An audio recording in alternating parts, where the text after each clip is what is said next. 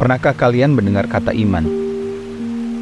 Rasanya kita sering mendengar ini di gereja, di Alkitab, bahkan dalam percakapan sehari-hari.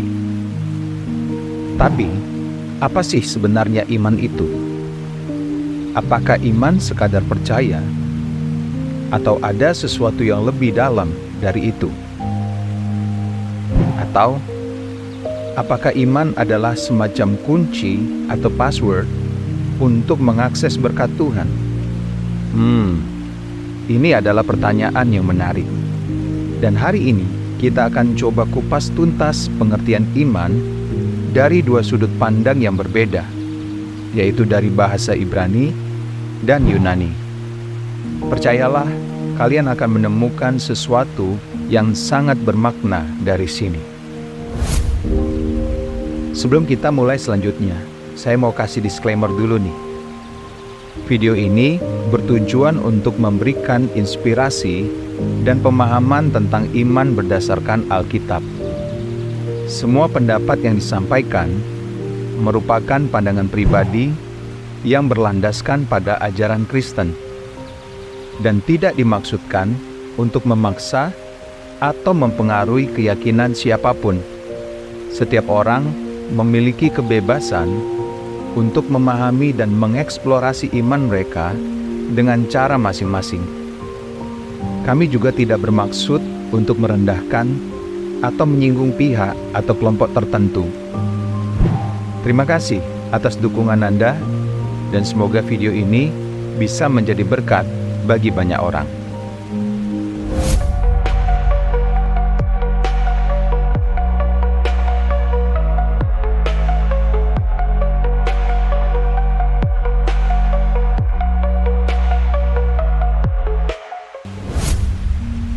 Pertama-tama, kita akan mulai dari Perjanjian Lama.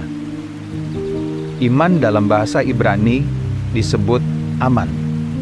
Ya, seperti kata aman dalam bahasa Indonesia, tapi maknanya jauh lebih dalam. Iman dalam bahasa Ibrani bukan hanya soal mempercayai sesuatu. Kata aman menggambarkan kepercayaan yang setia dan teguh, seperti seorang anak yang memegang erat tangan ayahnya, tahu bahwa ayahnya tidak akan pernah melepaskan. Anak itu tidak perlu tahu kemana mereka akan pergi. Dia hanya tahu bahwa dia aman bersama ayahnya. Jadi, iman menurut bahasa Ibrani itu bukan tentang kita yang terus mempertanyakan Tuhan, kesanggupannya, kemampuannya, apa yang dia miliki, melainkan mempercayainya. Sama seperti seorang anak yang tahu bahwa meskipun dia tidak mengerti semua yang dilakukan orang tuanya, mereka selalu bisa diandalkan. Fokusnya bukan kepada apa yang seorang ayah miliki atau punya, dan apa yang dia bisa berikan, tetapi keberadaan sosok pribadi sang ayah. Di sini tidak ada dan tidak akan ada paksaan. Maukah Anda diasuh atau dirawat oleh Bapa Surgawi? Matius 6 ayat 32 mengatakan, "Akan tetapi Bapamu yang di sorga tahu bahwa kamu memerlukan semuanya itu." Jika Anda mempercayai Bapa, beriman kepadanya, itu berarti Anda mau dan bersedia diasuh olehnya. Tentu, kita sudah memahami arti dan makna diasuh, kan? Jika Anda membutuhkan pembahasan mengenai diasuh oleh Bapa, silakan memberikan komentar di bawah ya. Nah, kalau kita beralih ke Perjanjian Baru, iman disebut pistis dalam bahasa Yunani. Nah, pistis ini lebih berbicara tentang keyakinan yang teguh, seperti seorang penumpang yang sedang naik pesawat. Bayangkan, penumpang itu mungkin tidak mengenal pilotnya, tidak tahu bagaimana cara mengendalikan pesawat, tetapi dia tetap duduk tenang dan percaya bahwa dia akan tiba di tujuan dengan selamat. Sama seperti itu, dalam pengertian bahasa Yunani, iman adalah keyakinan teguh bahwa Tuhan yang memegang kendali. Kita mungkin tidak bisa melihat atau mengerti setiap langkahnya, tapi kita yakin Dia tahu apa yang Dia lakukan. Yang lebih mendalam adalah bahwa sesungguhnya kita mengenal Sang Bapa melalui semua perjalanan kehidupan yang telah kita tempuh selama ini. Tantangan dan kesulitan yang kita hadapi bukan hanya sekadar pilot yang tidak kita kenal dalam sebuah perjalanan penerbangan. Pistis yang juga berasal dari akar kata peito yang artinya adalah memberikan respon atau tanggapan terhadap bujukan ilahi Tuhan, God's divine persuasion. Dari pemahaman ini, kita semakin mengerti bahwa fokus atau objek dari iman bukanlah diri kita, melainkan Allah, Bapa kita.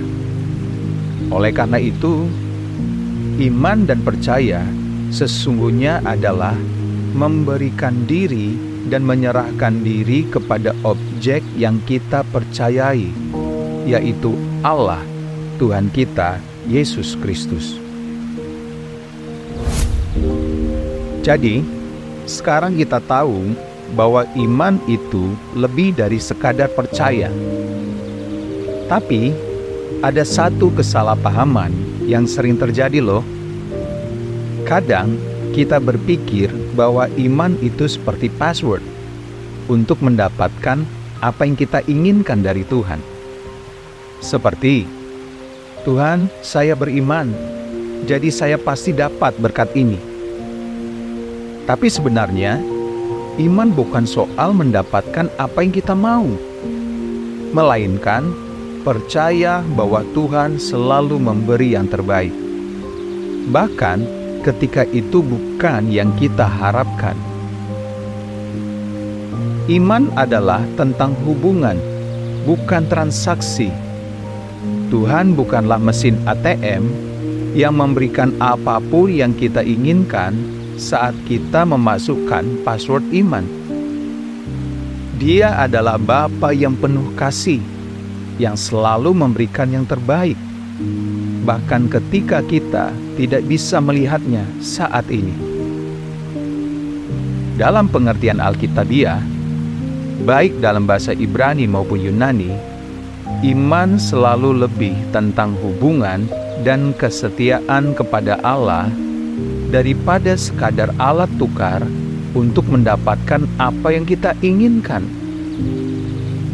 Jadi, iman sejati berpusat pada mengasihi dan mengikuti Allah, serta mempercayainya dengan segala hidup kita, segenap hidup kita, bukan demi keuntungan pribadi, melainkan karena hubungan dengannya yang merupakan sumber segala berkat. Jadi, bagaimana kita menghidupi iman di dalam kehidupan kita sehari-hari? Mungkin kita tidak selalu punya jawaban untuk setiap masalah, tapi iman berarti kita berjalan tenang di tengah badai hidup, karena kita tahu bahwa Tuhan, Bapa kita, ada bersama kita.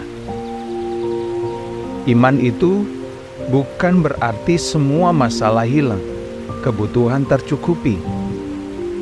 Tapi dengan iman, kita tahu bahwa kita tidak berjalan sendirian. Seperti penumpang pesawat yang percaya pada pilotnya, kita pun bisa yakin bahwa Tuhan memegang kendali hidup kita. Kita bisa belajar dari kisah-kisah besar tentang iman.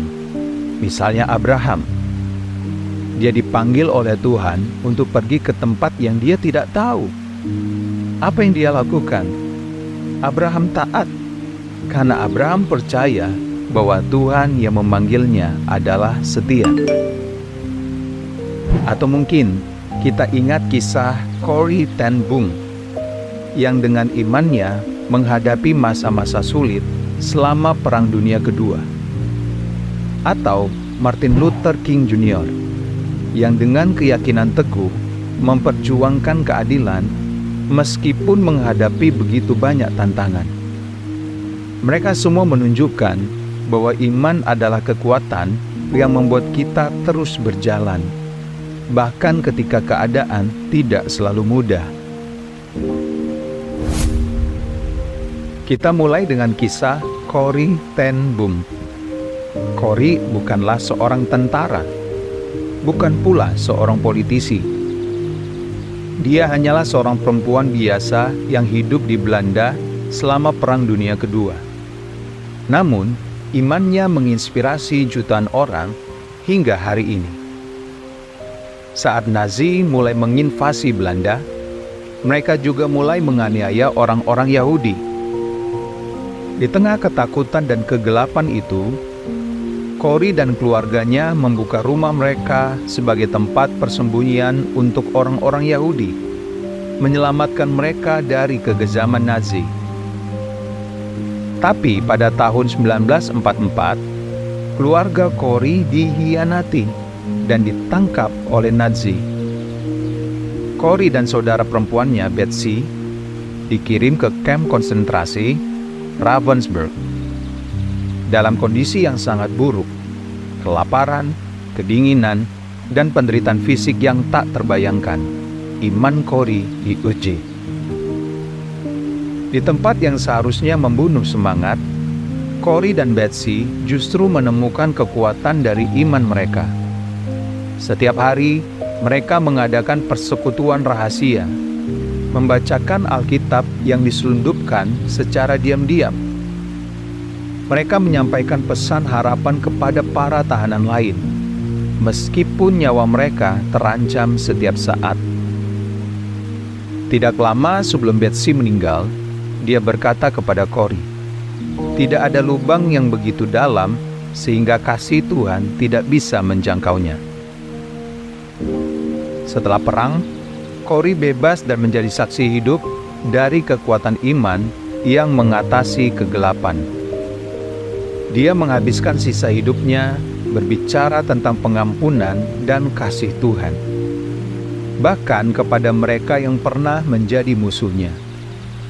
Corrie berkata, iman adalah langkah pertama, bahkan ketika kita tidak bisa melihat seluruh tangga. Kisah Corrie ten Boom menunjukkan kepada kita bahwa iman bukan hanya untuk hari-hari baik. Iman adalah cahaya yang membawa kita melewati saat-saat tergelap. Percaya bahwa Tuhan selalu ada, bahkan di tempat yang paling kelam sekalipun. Selanjutnya, mari kita beralih ke kisah Martin Luther King Jr., seorang pendeta dan aktivis yang memperjuangkan kesetaraan di Amerika Serikat. Di tengah ketidakadilan dan diskriminasi, Martin Luther King Jr. percaya bahwa iman bisa menjadi kekuatan yang mengubah dunia. Pada masa itu, orang kulit hitam diperlakukan sebagai warga negara kelas 2. Mereka tidak punya hak yang sama, bahkan untuk duduk di tempat yang sama di dalam bus. Tapi Martin Luther King Jr. menolak untuk menyerah pada ketidakadilan itu. Baginya, iman bukan hanya soal kepercayaan pribadi, tapi kekuatan untuk menggerakkan keadilan.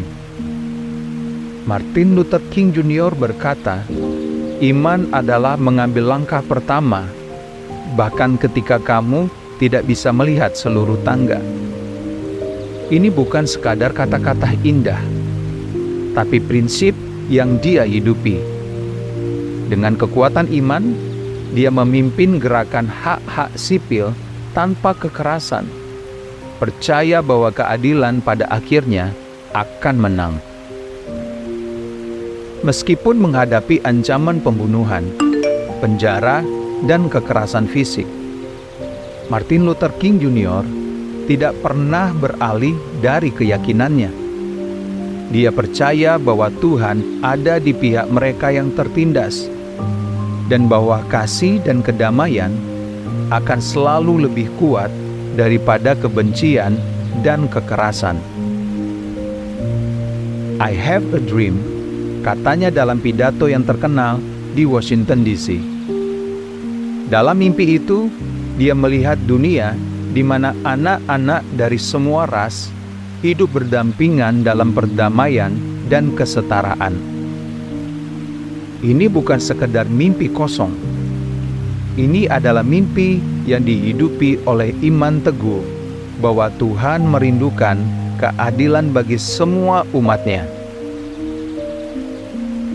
Pada tahun 1968, Martin Luther King Jr. dibunuh.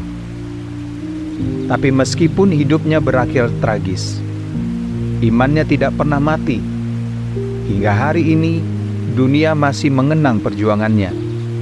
Dan mimpinya terus menginspirasi generasi baru untuk memperjuangkan keadilan. Kisah Martin Luther King Jr.